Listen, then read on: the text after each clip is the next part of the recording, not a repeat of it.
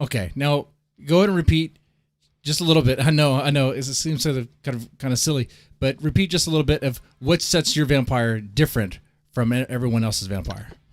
This is really a story about work and working, and I wanted to make it as relatable as possible to the average reader, who's coming to this and may not be familiar with vampire stories or anything about the lore. And so we meet the humans who work for this beautiful, manipulative vampire named Fiona. And her first one that she hires is in 1914. And, he initially subdues victims for her. He's a big mountain of a man, a shipbuilder in London, and then brings the victims to her, and then he disposes of the body after she's done.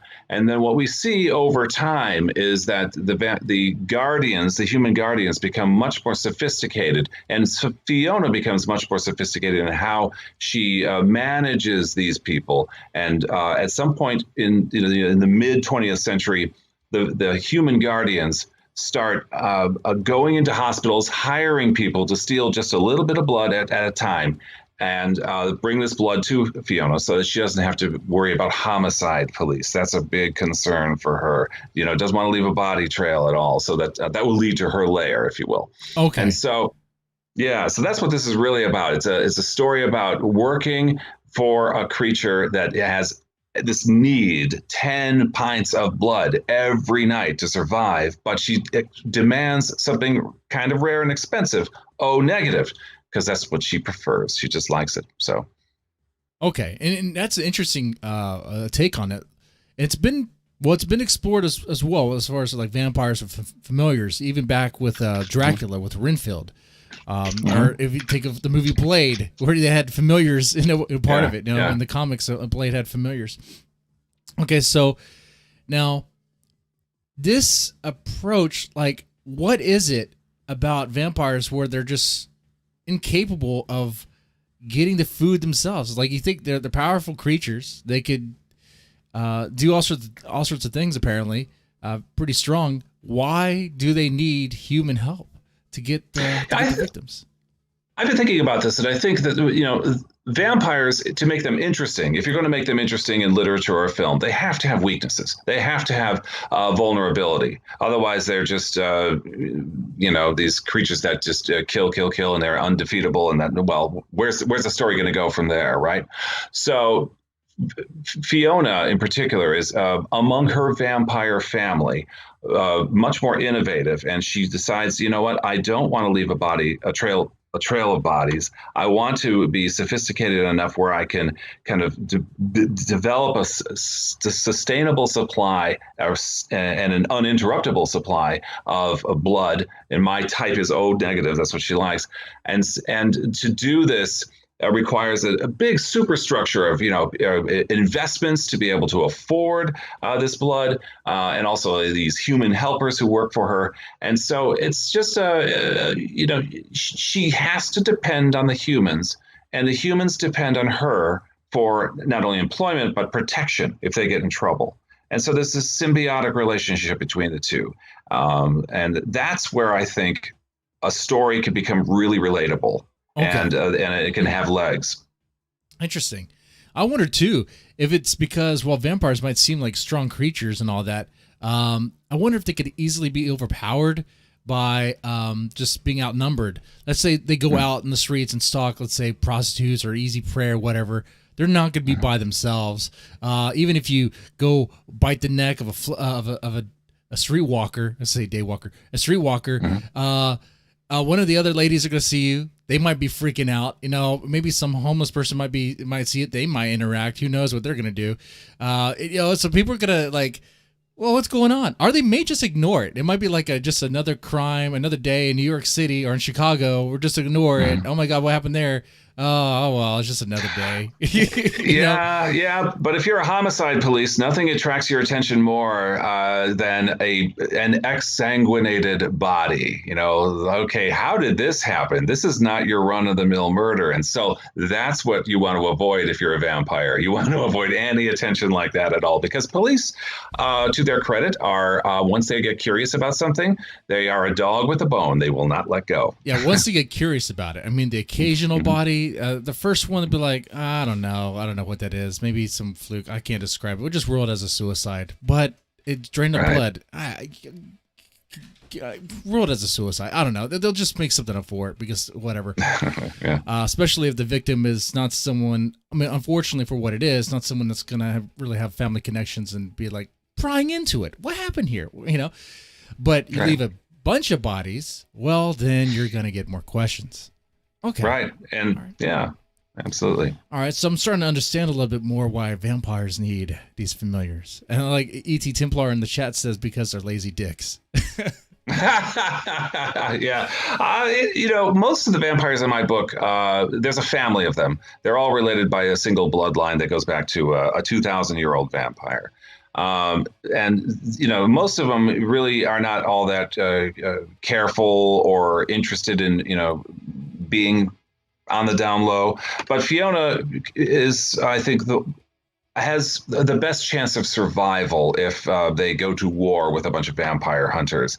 And so that's why, she understands their history with previous vampire hunters who've come after them. And she's learned that not only is police a concern, but this order of Mors Strige, which we could talk about in a little bit, that has made her cagey, her experience with them in the past. And now so that explains also why she goes through rather extreme lengths to obtain blood and to keep private, if you will. Okay.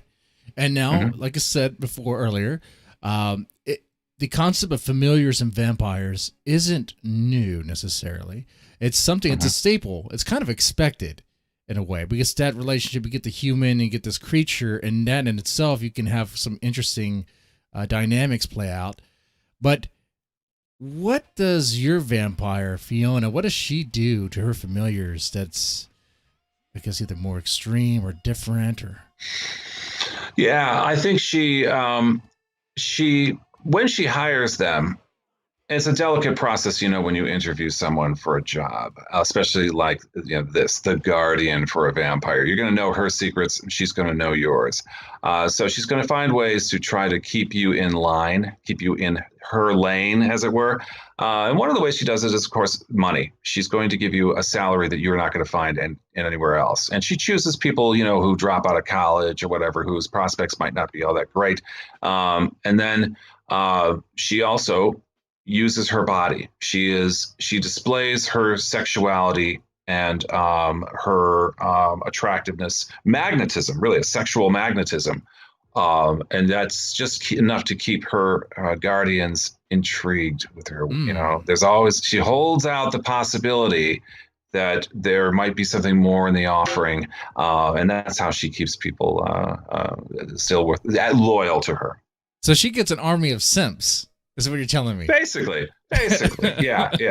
It's a little more complicated than that, but what isn't in a relationship? Yeah. Oh, she doesn't have to work hard at getting followers at all. She just has to post some images on Instagram and and I guess vet that. Be like, right. What do you want to work for me? Be like, baby, I'll do whatever you want. I'll be your bicycle seat. You could do whatever you want. All right, well, go give me some people. Yeah. What do you mean by people? Right, exactly. Just go find some people and bring them here. Don't ask questions. Okay. Pretty much that. That's it. Yeah. Although she would prefer pint bags of blood just because it's it's a lot safer. It's a lot less. There's less chance that she'll get in trouble. Yeah. I can see that. Yeah. Bodies bring questions, but a bunch of bags, plastic bags, blood bags, maybe it won't bring you so many questions. Yeah, and the Guardians are pretty good about that with their, especially her most recent Guardian, the one who's served her for 30 years, Daniel, and who's planning to retire from a guardianship. He has built up a robust network all over the country of hospitals and where employees will take a few bags here and there, just enough that won't be missed, and then sell them to Daniel. And if you have hospitals all over the country that are providing this, that's an uninterruptible supply for Fiona. Yeah. You can get some people that are high in there in the hospital, and they just supply you, no questions asked. All right, and they get in return money or to be with her. Okay, maybe the chance. Yeah, it's see what I mean. It's really a human. It's very relatable, I think, or that was my intention to make it as relatable as possible on a human level. And you even if you spend some time reading Fiona and the other vampires in her family, you realize their foibles and but also their brilliant moments. They are more human in many cases than the humans themselves. It seems pretty easy for this to occur because I could think of people right now by name. I'm not gonna name them, but I gotta think of type of people too that would easily fall into this. I could think of some, let's say, like anime dorks who just dream of having a succubus and to serve. They would totally do that. They probably wouldn't be. I don't know if they would be capable of finding blood bags or whatever. But if they work as a nurse, I don't know. But yeah, I could think of easily people falling for this. Be like, yeah, sign me up. I'll be your familiar. Would you be a familiar? Would you be Fiona's familiar?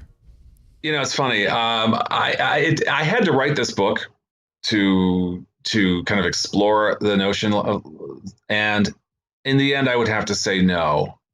But I did like to kind of conduct a thought experiment. What if I had a character who at first kind of resembled me and had some of my characteristics, and then went on this weird journey where a life path that I can't imagine that was previously unimaginable for me. Think about that. Put myself in those shoes. Walk in. The character's name is Daniel. His shoes for several miles, and then see how he becomes different from me as he evolves and as he navigates this very strange and dangerous world of working for a vampire.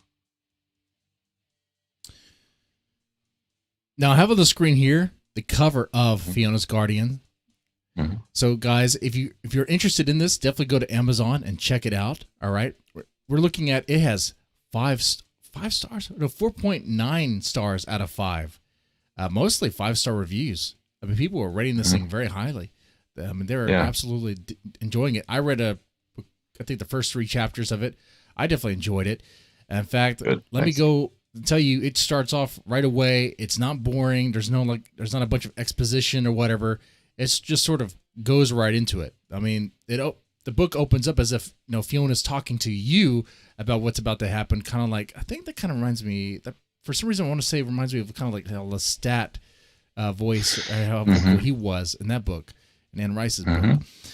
And that's the excerpt I selected if you wanted me to read that at any point in the show. Oh, sure. Let's go ahead and read that now, actually. Okay, yeah. So most of this book is told from the standpoint of, from the point of view of the Guardians, the human Guardians, and there are many of them over the 100 years or so that Fiona's hiring. But Fiona addresses the reader directly on a handful of occasions, including right at the beginning of the book.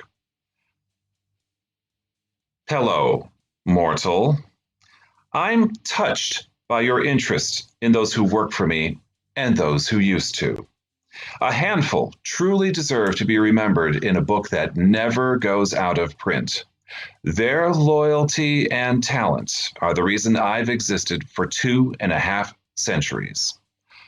A few, however, earned the painful and premature deaths detailed in these pages. For me, loyalty comes first and must be constant. That's not to say a partnership with me can't end in mutual agreement. It just never happened before. Still, I may allow my current guardian to retire. After serving longer than any other, he might well live his remaining years in a manner of his choosing. This would create an opportunity for another to earn his substantial salary and benefits. But a warning is in order.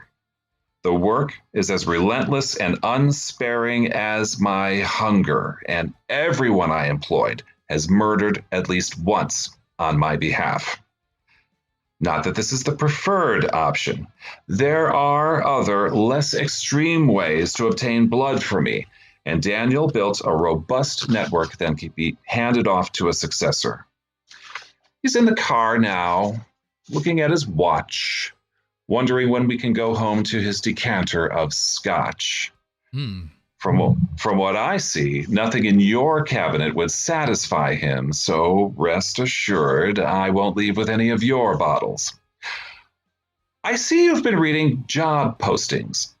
Do not ask if I offer a retirement plan. In truth, I've never understood the concept. Each evening I awake knowing I'm the chief executive for extending my life, so ceasing work would amount to suicide. But this is what Daniel wants, and I owe him for that time he saved me from dying. It's in the book. My favorite chapters feature Agrippina, the one who created me. Driven by hunger, she brought me to the edge of death, but changed her mind when I started turning blue. She claimed she saw something worth preserving, a simple, unselfish nature that disappeared when she opened a vein for me. Since that moment, the only feeling I've known, besides adoration for her, is a craving that never ceases. That is, until the instant I tasted regret, the perpetual pain of guilt at not being with her when our enemies reappeared. They're in here too, and so is my revenge. Go ahead, indulge your curiosity. When you finish reading, I'll visit again and make myself visible. You'll find me sitting in that chair over there, and we can talk about your future. Until then. That's a pretty good beginning. I like that. And that's thank pretty you. great. Thank you. It can be a risky move to have your character just open out, just talk to the reader like that. Your character is going to have a lot of personality. It's going to be worded in a way to where people believe it, right? It's very raw. That's a cold opening right there. It's like it is, and chilly, even, yeah. But I've been hearing good things about it. The reviews, as you mentioned, have been very encouraging to me. So I think I may try to write the sequel. Mm-hmm. And Fiona, I mean, I haven't read the whole book, but it sounds like from what I've read so far, and based on your reading of that, she seems like she means exactly what she says. She's cold. Yeah. She's calculated. She's been doing this for how long now? How long she's been alive? She's 250 years old, and she's been hiring guardians for since the beginning of the 20th century. Yeah. All right. So she's seen, she's seen a lot of stuff. She's been through a lot of stuff. Time has changed through her in a way. Now she's seen it all. Okay. So now, you can retire from a familiar? Is she really going to let him retire? What? This is unusual, too. I think this is another thing that sets the book apart from other vampire novels or movies or, stories that have vampires and humans who work for them. This is the first time I'm aware of where, first of all, a guardian or familiar or a caretaker wants to leave employ at some point, retire, and where the employer says she'll let him do it. Because think about it. Think about all the secrets he has that he's going to be taking away with him. Yeah, that's a risk. That's very risky. And I don't want to say whether or not this will actually happen, whether or not Fiona will let him go. But she has at least made the promise, because at one point in the book, he does save her life early on in his employment. Like, I think it's his first day on the job. So in a way, she feels that she owes him. And this is, I think, where we begin to get something about Fiona that we don't think of with other vampires. She and her sire, Agrippina, have a code, a moral code. It may not always be something that fits within our laws or mores, but it is a code, and she sticks with it. Interesting. So if someone were to save your life, preserve your life, you owe them, that sort of thing. You at least have to take it into serious consideration. Yeah. Well, I definitely like the thing about loyalty. Loyalty is important. Yeah. And the constant craving. It's like, a drug addict. That's one thing I like about vampires. It's like they're a constant addict. There's kind of symbolic there. And you see that in some literature and some films. Addiction from 1995 comes to mind, but also we see that a little hint of it in Only Lovers Left Alive, for example, where vampires, if they don't get blood, they look strung out. You know, and it's actually much more extreme with Fiona. If she does not get her 10 pints at night, you learn this from her an account by her first guardian in 1914. The first night without blood is bad, but her skin begins to wrinkle and smell, and her hair falls out on subsequent days. Nasty. She becomes very not something you want, and of course her mood changes. Her calculations about how useful is this human to me changes. I bet so. Yeah. Okay. No, we're definitely going to get into the vampire hunter in this. But before we do that, let's talk about the lore, the vampire lore around Fiona, and how that differentiates or as similar to other vampires. Because when every author kind of has like their spin, they may keep the being very sensitive to fire or not fire, sunlight. They might get rid of that and make it where they sparkle. You know, right? Yes. So, how close is Fiona to, let's say, traditional vampire mythos? She has to stay out of the sun. We do see this, but only it's fairly recent, actually. You might remember in the Dracula, in the novel Dracula, and the Francis Ford Coppola movie, which tries to move Dracula back to the original novel. Dracula can walk about in the daytime, but his powers are reduced. We see for the first time, I believe, in the 1922 film Nosferatu, where it's a Dracula stand-in, Count Orlok actually burns when exposed to fire, sunlight rather. He turns into a puff ball of fire and smoke, and that's how he's dead. That is the first time I am aware in film or literature where a vampire exposed to sun burns. And so that's where we see it's just so much more cinematically interesting, isn't it, than just, I feel a little weak in the sun, you know? So that's where I just love it. Just in my mind, and I think in the most readers' minds, that is a really important component to keep, a tradition to keep, because it also reminds us that they have a vulnerability. There, to me, and I think I suspect with many readers, a vampire that is just all powerful and omnipotent and has no weaknesses at all isn't very interesting.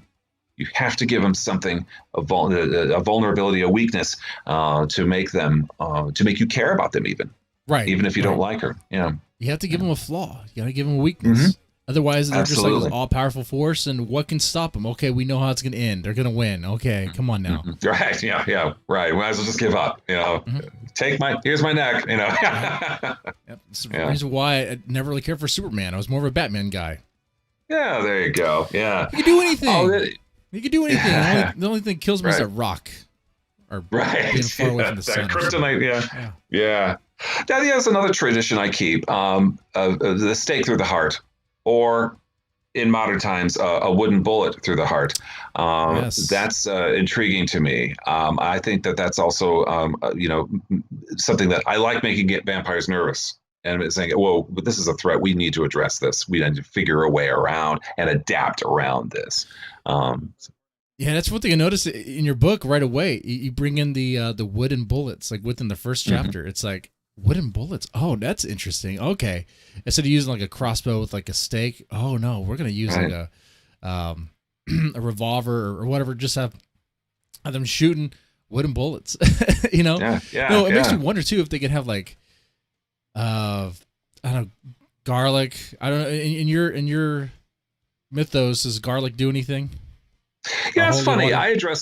I address crucifixes. I address silver. Obviously, bullets and wooden stakes and sunlight. The one thing in my novel I don't address, and I hope I'm not spoiling anything for anybody, is garlic. I haven't yet figured out if that's something that what's Fiona's reaction to garlic. We could probably pick that up in the second book. But that's just one thing of all the things I thought about and worked on in this novel. That's the one thing I just it's either slipped my mind or I just didn't think it was germane to the story, and so I just left it out. Gonna explore that. Gonna see what happens when you get some garlic bread and just rub it on Fiona's face. Yeah, that's kind of funny now to think about it. If garlic is really something that vampires detest and can hurt them, irritate them, I don't know. Imagine that you can kick their ass with some garlic bread. yeah. Or just bite down on some garlic and your blood will be polluted, and it won't be interesting. It'll smell, and So yeah, I think that's something I can explore in the second novel. There might be some vampires who are especially sensitive to it, and others, who will tolerate it. Who knows? We'll see. Yeah, it seems like a joke. And that would make them more human, I think. It definitely would, and also makes it kind of comedic. Just imagine something like Dracula. I'm Lord Dracula, creature of the night. I suck your blood. You should fear me. Yeah, well, I've got this garlic bread right here. It's like, okay. Come on now. You win. Now, all right. Well, what about reflections? Does Fiona have a reflection in the mirror? Fiona does not keep mirrors in her house. And it's something that we notice. It's not, at no point does the mirror become absolutely important to each scene or the story as a whole. But my suspicion is they see something ugly. They don't see that, their own. Yes. Fiona is an astonishingly beautiful woman. She has to be, right? Raven haired, she wears low cut gowns as much as possible to show off her attributes. But my guess is, and I can explore this in the next book, it's not that she can't see a reflection, but she's afraid of what she will see. I think that's much more interesting. El Tempar mentioned something in the chat. I didn't really think about this. Because when we think about vampires' weaknesses with crucifixes, holy water, and stuff, we think about it from a Christian perspective. But what if they were, Muslim? What if they were Jewish? What if they were? Yeah, it's funny. Fiona at one point in the novel does address this crescent moon and star of Muslim faith, and she has some thoughts on it, and it's actually less offensive to her than the Christian symbol. She has a long history, primarily because she has spent a lot of time in Western Europe.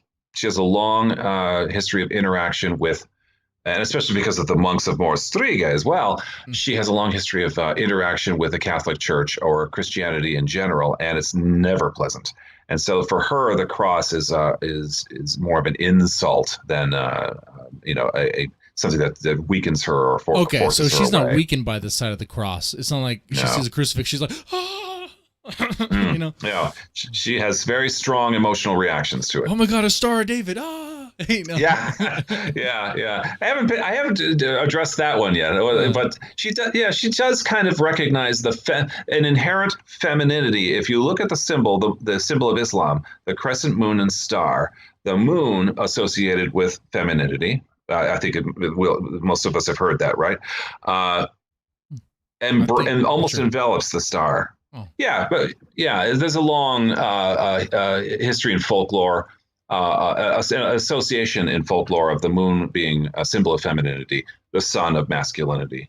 So the crescent moon enveloping almost the star, which is in Latin has a male gender, if you will, in Latin language.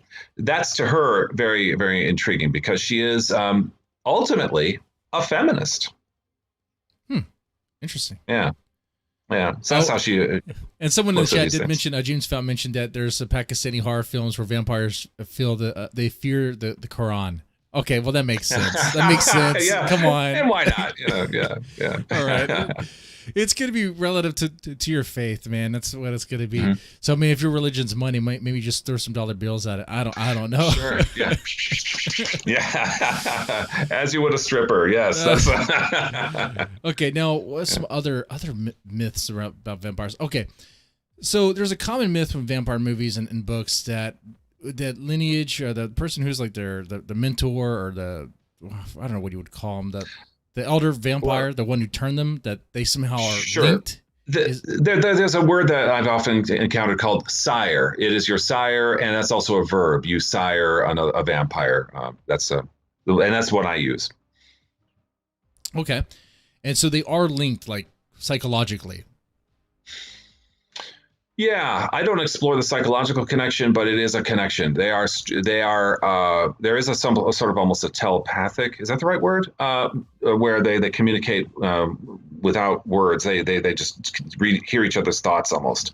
And that's intriguing to me. They're kind of linked that way. And I think I would describe that as an evolutionary survival tactic for vampires. All right. That's how I describe it. Now, what about if you kill the elder, or in this case, if you kill the sire, you kill all the others? In my in the universe that I play in, killing the sire is bad. If the sired vampire is not affected in any way other than they are enraged and they are dedicated to killing whoever killed their sire. Okay, that makes more sense. Yeah, the whole idea is you kill the head, you kill all the others. It's like, oh, then vampires should be pretty easy to take care of. You just kill the El Capo and boom. Right. You just kill the kingpin and you're done. Okay, easy to solve here. Nuke Transylvania. A nuke is probably going to kill a vampire. Okay. Right. And then the way I would describe it, all the other vampires around the world, the vampire diaspora, if I can put it that way, would then want to come back and find you and kill you. Well, for doing that. Yeah. We'll escape to Mars. Find us now. Yeah. I don't know. Yeah. Okay. All right. I think that covers about the mythos. Let's see. Well, no, you did touch on that when they don't feed, they get weak. And that's touched on too in Anna Rice's book, Klefstad, he gets weak. Dracula gets weak if he doesn't feed. Does Fiona, can she actually die if she doesn't feed? She could starve to death, and she has to have 10 pints a night. That's the minimum quota. And if she can't find it, she could be dead within a couple nights. Yeah. Okay. I think in other books, I don't think they starve. They just become petrified, almost like. Yeah, but yeah, I would think eventually you're gonna have to starve to death, even though you're kind of dead already. You're kind of reanimated, right? Vampires are just reanimated, sort of. Yeah, they are. I like the word Nosferatu, which I don't remember if that's a Romanian or a Hungarian term. It's definitely Balkan, Eastern European. Nosferatu is interesting because we associate that meaning not dead, or rather undead. Undead, but in fact it means not dead. So that is a reanimated being, if you will. Yeah, and that's exactly what happens in my universe that I've created.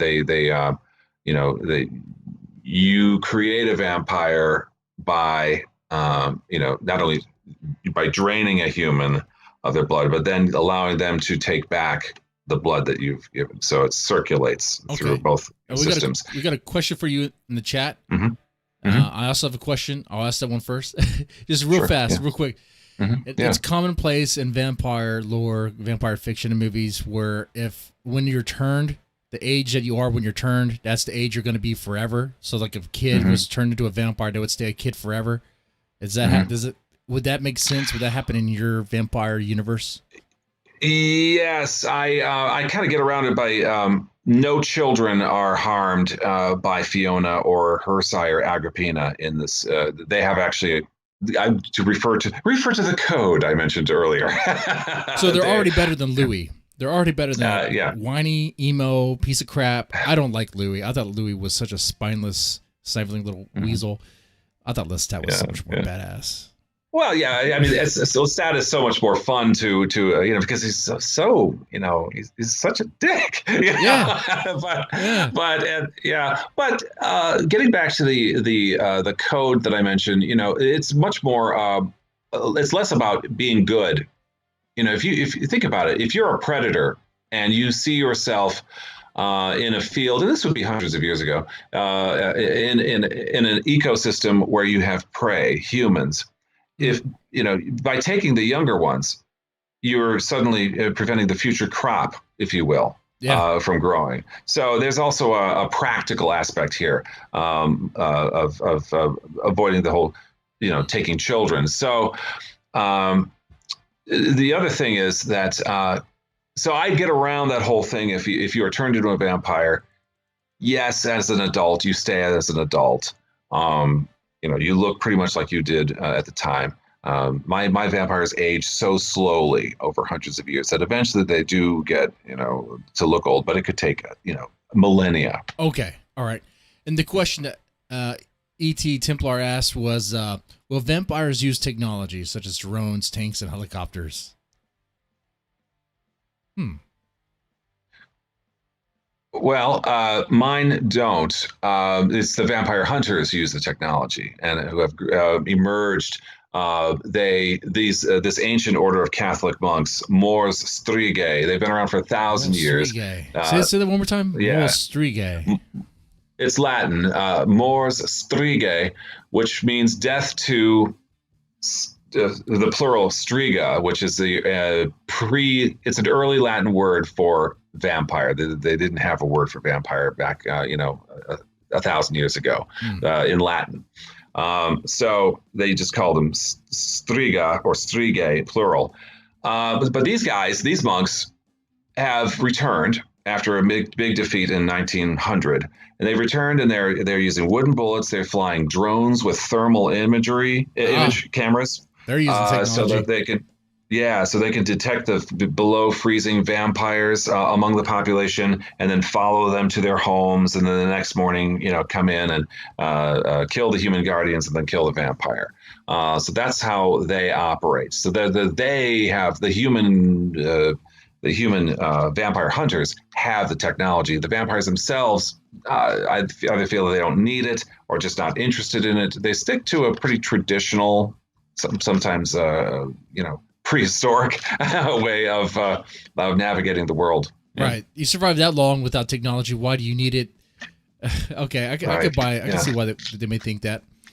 Now, wait a second. If this Latin group or these monks are using technology like this, does that mean that this Mors Strige, are they getting military tech? Are there members in the military and government and stuff? Some are, presumed to be members of ex-military, but most of them, they're just, people who are looking for a cause, and I think any large organization, including a religious organization, they tend to look for people who are lost, who are looking for something to do, to believe in. And they recruit these people and then they train them. But first, before you train them, you have to indoctrinate them. You have to find people who are willing to be indoctrinated into a mission. And that's what Mors Strige does. And it's not a cult, so to speak. It really does. And in one chapter, you really see, when we go back to 1900, a battle between Mors Strige and the vampires, the vampire family, including Fiona. They really do resemble a band of brothers, and that's, I think this esprit de corps, if you will, can only come from heavy indoctrination, lots of training, and a true belief in in the mission that you are trying to accomplish. In this case, exterminate the vampires. Now, this Mors Strige, is it based on a historical group? No, as far as I know, I tried looking at ancient Catholic orders and I use Catholic because I know a little bit of something about having gone to Catholic school, but also it's a very old church, much older than Protestantism. And so I wanted to kind of have a group of people, church warriors, if you will, who've been around almost as long as the vampires, at least the organization, not the individuals. And so that's kind of, go ahead. You were about to ask something. So would they be like more Catholic than Protestant? Like they the are original Catholic. church? They are. Okay. Yeah. But there were really none. I was not able to find organized, heavily indoctrinated groups of people in the Middle Ages who were dedicated to fighting what they believed were vampires. It was always just some sort of loose, we think we have a vampire here, kill it, open up the graves, put a stake through its heart, cut off its head, burn it, whatever.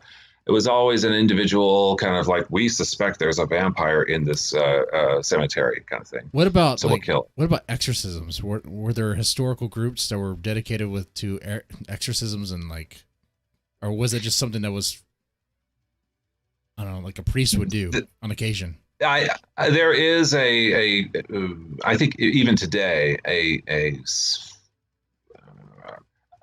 congregation, and I use that word organizationally, hierarchically, a group that oversees the performing of exorcisms, and it's not an organization that likes to speak to the media very often, okay. Or they try to keep quiet. And I guess Mors Strige is sort of based a little bit on that, but take it to an extreme. Hyper secret. The Pope doesn't even know this organization exists. It's all like under one cardinal, and this thing is separately, held. The Catholic Church doesn't even, they're supposed to keep quiet, be secret, not be seen. None of this can get back to the Pope at all. He cannot look like he has an armed band of warriors out there, in the name of the church doing. So it's really secret. Okay. And not even the Pope knows about it. All right. Yeah. Yeah. It sounds like it would be better for him to not know about it. He might slip up and say something on the public. Who knows? Okay. Yeah. Now, to what lengths do these vampire hunters go to try to take out Fiona? Yeah. Oh, well, they have a variety of ways. After 1900, they're the last major war, if you will, where things didn't go all that well for the vampire hunters. They kind of regroup, and they just build up this technology. They raise money. There is a movement within circles in the Catholic hierarchy in Rome that they want to revive this organization. It doesn't get to the level of Pope, but there's some power. There's some power strings being pulled to revive this organization, Mors Strige, and give them secret funding and give them a charter that allows them to continue their work. And so, they will go. They travel all over the world. In this story, it's from Rome to the United States and then back to Europe when things get really tense and after a cliffhanger in the book. So, man, they're really busy. They're really active. They will come. They will come after you, and they will torture. Scourge. Okay. I will say that Mors Strige are not above torture in obtaining information useful to their mission. I'll say it's a pretty badass name. I mean, Mors Strige. Pretty cool. Yeah. Pretty cool stuff. Now, how do they? Now, you kind of mentioned a little bit of how they recruit. They look for people who are a lost cause. Do they use modern techniques to do that? I mean, are they posting on 4chan or various internet boards looking for lost incels or something? I don't go into the weeds on this because I don't want it to. I want to kind of just you don't go into the weeds along, but no, I'm just yeah. But I will say that there's a conversation between the current abbot of Mors Strige, the leader of the monks, and his lieutenant, and they talk about recruiting. You're not recruiting enough. This is near the beginning of the book, and so they will take to social media to try to and then place ads to try to the ads are cloaked a little bit in terms of what the organization is really about, but they're trying to find people who would respond to that kind of message and apply. Pretty cool. Yeah. Pretty cool. Mm-hmm. All right, now working on this book, Fiona's Guardians, what were some of the major hurdles that you have to overcome? Well, a big one is how to take an entire story that's going to fill a novel, some 300 pages or whatever. And so what I wanted to do was take it in little bites at first. Little bites, okay. So what I did is I wrote a short story where we introduce Fiona, we introduce her guardian, Daniel, her current guardian. And this story called The Caretaker was published in 2017 in February by the literary journal Crack the Spine. And this is because the story got accepted by a literary journal, and because readers told me they liked it, I was encouraged to kind of build this story out. So I wrote another short story. That's a good idea. Follow the leaders. Follow the readers. Yeah. If the readers like it, give them what they want. Give the fans what they want. And if the magazines and the journals are publishing them and saying we like this, then that's another clear sign that I've got something right here. So I'm getting through gatekeepers, if you will, in addition, and that accessing the readers that way. And so, the individual chapters, which ended up being standalone short stories, are out there. This introduced Fiona. I ginned up interest in her, and also, frankly, helped build my reputation as a writer. People could take me a little more seriously, knowing that I was published in all these other outlets. And so, eventually, I felt confident enough to make an entire story arc that would last the length of a novel. Oh, that's pretty cool. Now, this novel started off as a short story on Crack the Spine. Now, was this your first short story? I believe it was. I had published a bit of flash fiction, which is under 500 words, but yeah, this was my first proper short story. You're right. I had forgotten that actually. It's 4 years ago. But yes, that's right. And then I published a bunch of them since. Okay. And before you got into that, did you have any training, any education, any way to like? I mean, did you have to work on your skill as a writer before you got the short story out there? This is really important. I think you hit on something incredibly important. I had a lot of practice with the short stories, of course, but I also work as a news announcer and newscaster for an NPR station, WNIJ. And when you write broadcast copy or convert print AP per copy, news copy to broadcast copy, you learn to write extremely tight, and because you're writing for the ear. Right. You don't want to have a long dependent clause. You don't want to start off in the 2018 presidential primary featuring all the Democrats. Yeah. Right. You haven't gotten to the subject and you haven't gotten to the verb. You're making the listener wait, and they're leaning into the radio, waiting for you to, finish the sentence, get them to the point. So yes, you learn right away. Get to the subject and the verb as quickly as possible. And so you write lean like that. You can.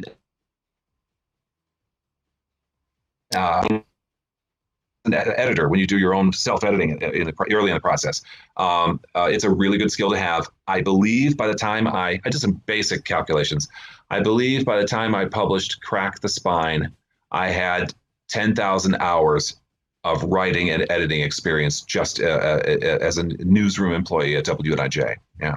Okay. Well, that explains how you got your short story, one of your first short stories out there. It got published. People loved it. They liked the way you wrote because you write clean like that. You get right to the point. You're not just, just putting a bunch of fluff out there.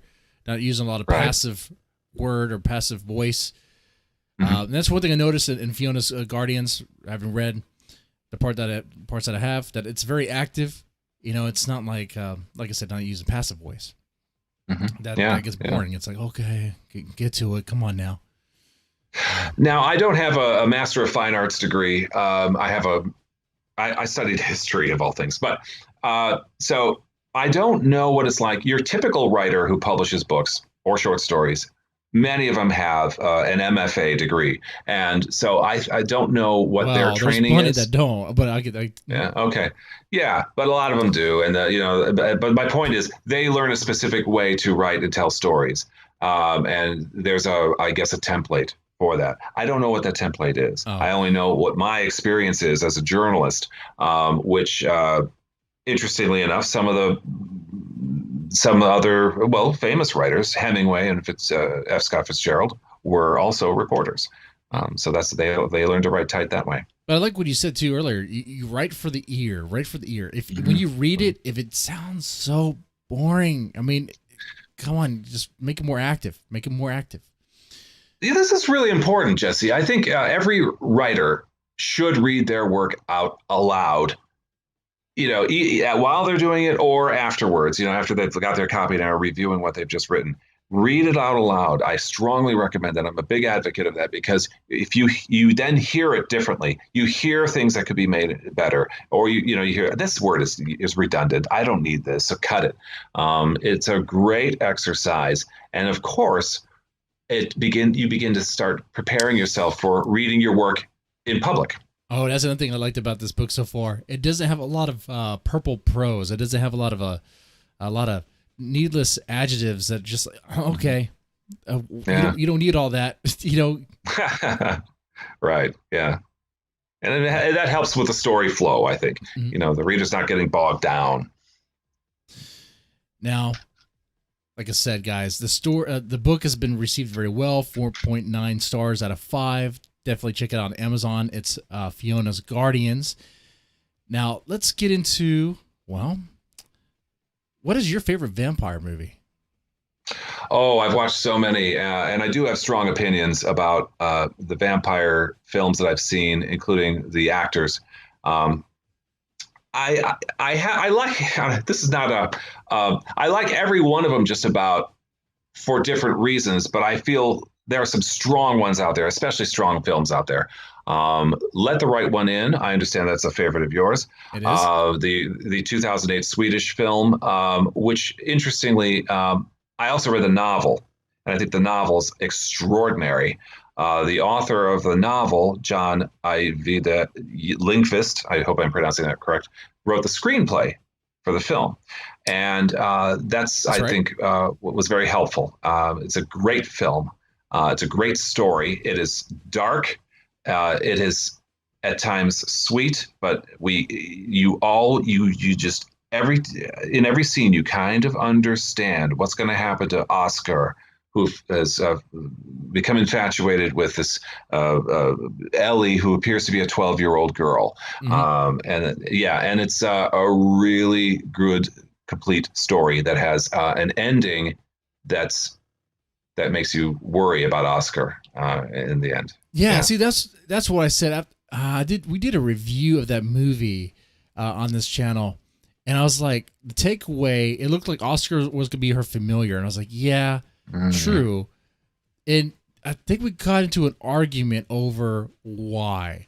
I said it was because I don't think Ellie actually or is in love with Oscar. I think Ellie sees Oscar as a useful familiar, as someone who's going to really help her because he is in love with her and she can use that. But maybe I'm wrong there. Maybe she is in love with him, but I didn't get that in the movie. And I haven't read the book, but from what I heard from people talk about the book, it's like, I don't know about that. But you read the book, so you let me know.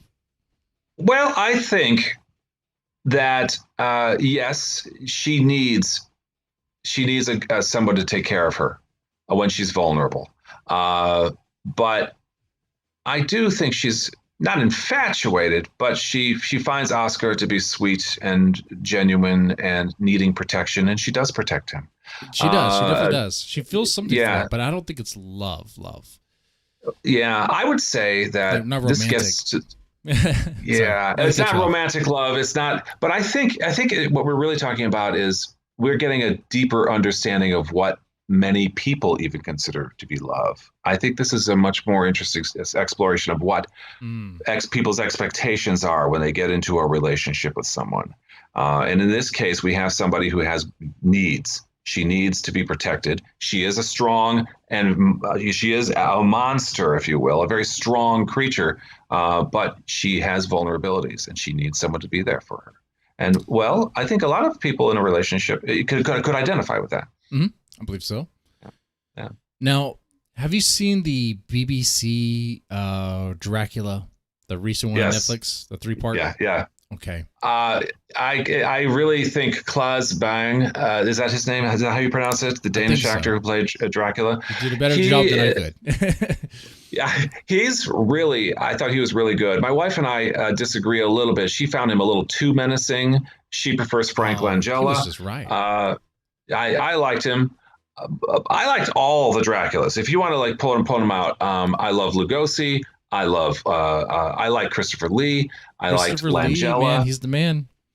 Yeah, but I thought Langella did a great job too. Mm-hmm. I loved Oldman is probably my personal favorite, but I liked Claes Bang a lot. And actually, when I looked at that miniseries, the one I spent most time thinking about and wanting to see more of and learn more about was Dolly Wells, her portrayal of Sister Agata von Helsing. Yes, and loved her. That was a cool part about it. You know, the BBC. I don't know if you call it. It's not a remake. It just re-envisioned of the Dracula story. It's told in 3 parts. If you haven't seen it, I do recommend it. I thought it was pretty good. I do have a caveat though, and I said this in my review. I didn't. The first episode's great. The second episode's great. The third episode, that's when it kind of lost it for me. And I tell you why. It was because they used the same actor to portray the next in line for Agata, which was like, I mean, come on now. I don't know. It just seemed, right. It seemed a little, but I enjoyed it. I didn't. My expectations weren't all that high going in, and I don't know why. Although it was Stephen Moffat who was the creator of that, and he did the Benedict Cumberbatch Sherlock Holmes thing. Yeah. So I was interested based on that, but I gotta say I really enjoyed it. Is it in my top 5? Maybe, I don't know, but I have another that I would put in my top 5. My wife and I also disagree about this one too, a lot. I really liked the 2014 Jim Jarmusch film, Only Lovers Left Alive. Are you familiar with this one? 2014 Only Lovers Left Alive? No, I am not. If you like Jim Jarmusch films, you will like this film. If you have trouble with his pace, and it is a journey film. It's not so much about the destination. It is a journey. And the performances by, there are 3 vampires. Tilda Swinton plays Eve. Tom Hiddleston plays Adam. And John Hurt plays Christopher Marlowe, he's more or less kind of obviously the Shakespeare writer, if you will. And I thought it was a beautifully shot film laden with symbolism, a really beautiful film to look at. And I highly recommend, and a soundtrack like you wouldn't believe. The opening sequence, cue up the opening sequence if if you're listening right now or watching this, and watch it after the this interview that I'm having here with Jesse, because it's open Only another Lovers, tab maybe. Only Lovers Left Alive opening scene. It's astonishing to watch. It really is. I'll put down my list of things to watch here, because what I like about doing Hard Talk Radio before it's called Deadman Stone Podcast is, there's a lot of horror movies I've seen. There's plenty that I haven't. There's so much out there that I might have missed because for whatever reason, But I make a list. Oh, I want to check it out. So Only Lovers Left Alive, definitely can check it out. And that's the same way that happened with Let the Right One In. Like, I didn't check that movie out until last year. And I was like, oh man, this is good. This is a good film. Yeah. Good film. A question for you in the chat. I don't know if you know this. Has Dan seen the Castlevania series on Netflix? I have seen 1 or 2 episodes. This is an anime. Is that correct? It is an anime. Yeah, they turned into an anime, which I think it's suiting for Castlevania, sure. I've seen a couple episodes, and I thought, all right, this is intriguing. I did watch it. I didn't. I got distracted by other things, and I didn't want to continue watching it. But if there's something about it that I am missing that I think deserves attention, please let me know, and I will come back and I'll revisit that series. I think I actually did enjoy the Castlevania anime series on Netflix. There's some things I had an issue with. It wasn't the story. The story was kind of cool, pretty cool. The action sequences were great. But it kind of explained explained Dracula's reason, his backstory. In the Castlevania universe, they use Dracula, of course. Why not? And they explain why he hates humanity so much and why he starved himself from drinking blood, which he starved himself pretty much for like a long time. It seemed like he was just kind of sipping on blood. Not even really. He just let himself rot away because he lost his wife. Those bastard humans killed his only love. They killed his love.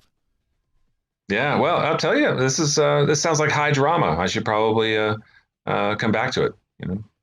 Now, were you have you ever played the Castlevania games? No, I haven't. That's okay. I can.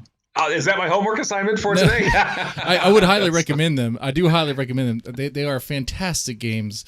but you would have to revisit them on like old school, consoles or emulate them or whatever. I mean, are you a gamer? Did you play games here and there? I confess, I am not since the 80s, Pac-Man, Apache Helicopter, Missile Command. Those are the ones I played a long time ago. And then for whatever reason, I just got away from it and haven't come back. I have close friends who are trying to lure me in and, with, I don't know, Fortnite or whatever, but I'll get there. I'll get there. Hey, Pac-Man's better than Fortnite. I'd rather play Pac-Man. I'd rather play Miss Pac-Man than play Fortnite. I do not like Fortnite. I do not. Okay. It's silly. I know people are gonna hate me. People on the internet, kids are gonna hate this part. If they shouldn't be watching this stream anyway. I cuss a lot. But yeah. Fortnite, it's a shooter, but you build like forts to distract your enemy. Why would you do that? It's so silly. Just like if you're gonna have a shooting game, it should rely on the skill of your shooting ability, not I'm gonna box him in this makeshift fort I just built out of thin air because some bullshit reason. I don't know. I'd rather play Miss Pac-Man or Donkey Kong or something. Super Mario, Mario, yeah. Yeah. So I'm old school when it comes to games, I guess. Okay. Now, that was your favorite vampire movie. Do you have a favorite horror movie? Oh, I have a lot of them. Are there some that? Yeah. We haven't talked about werewolves, have we? Not yet. Yeah, I would say American Werewolf in London is probably one of my favorite horror movies. That has nothing to do, obviously, with vampires.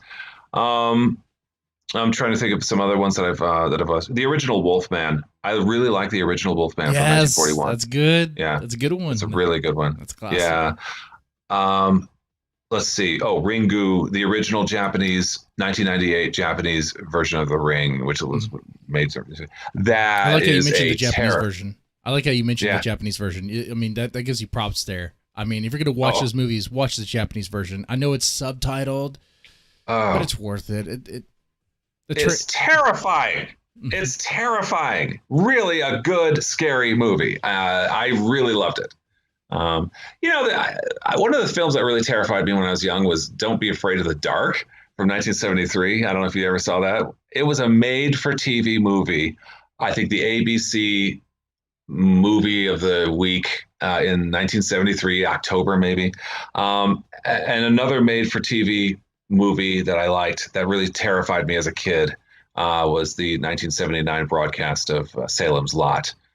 Working my way back to the vampires here, but that I cannot think of too many. What about Lost Boys? You mentioned Salem's Lot. Yeah. What about Lost Boys? Yeah, I like Lost Boys. I thought it was a good movie. Yeah, but I still found there's a scene that scene with Ralphie Glick at the window scraping with his nails, trying to get to his brother Danny Glick in Salem's Lot. And Tobe Hooper, the director, did a brilliant job. And again, this is made for television in the 1970s. So I was not expecting high production values, Yeah. But Tobe Hooper, when Ralphie Glick sails through the open window after Danny has opened it, I read later that Tobe Hooper filmed that sequence backwards. Shot that whole scene back in reverse order. And then, of course, they played it forward. It's forward on plate. And it just gives it an extra level of surreal creepiness. And I thought and it stayed with me. It just made such an imprint on my brain when I was 12 in 1979? I'm trying to remember. So that is the one movie that really early on got to me and really just scared the bejesus out of me. Yeah, it's a good movie.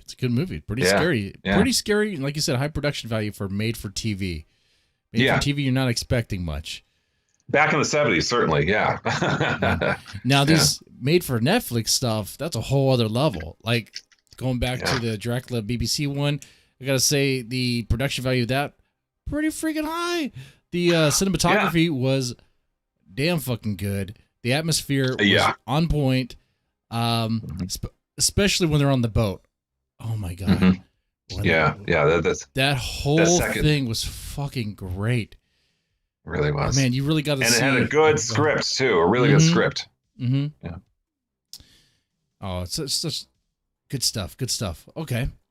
Well, I don't really have any other questions. That's the last one I usually have for all my guests. Your favorite horror movie? Favorite horror movie? Yeah. You did well, Dan. I think you did well. We had a little technical issue in the you. beginning, but that's no major thing.